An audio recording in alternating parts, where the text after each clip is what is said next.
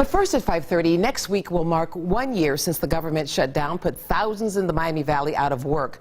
A group of businesses in particular was hard hit by the stoppage. Jordan Burgess is asking questions about how it's doing 1 year later. Those federal workers ended up getting paid for the time they missed, but for the thousands employed by private defense contractors, it's been a longer road back after the shutdown hurt their businesses.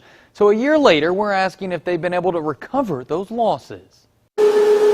They're a company that once made tennis rackets and toys, but now does parts for fighter jets. So if anything, Starwin Industries knows how to adapt. But the government shutdown a year ago was a different kind of challenge. We saw our orders really fall off, probably by over 50%. But Starwin survived that as well. A year later, the company that does half its work with the government is seeing its orders increase by 50%. Right now, we're actually writing in for new work. The story is the same for many Miami Valley defense contractors. The Dayton Defense Coalition, which is made up of area contractors, says things are better a year after the shutdown.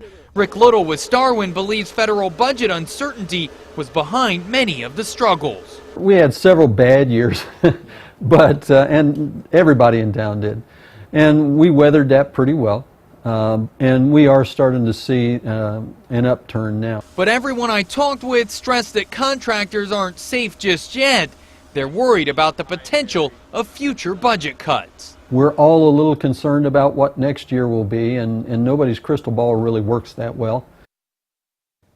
And along the lines of those cuts, 372 positions will be eliminated at Wright-Patterson Air Force Base at the end of this month as part of a command restructuring. We told you about the cuts in July, but we're still working to find out how many of those positions are filled. Jordan Burgess, 2 News, working for you.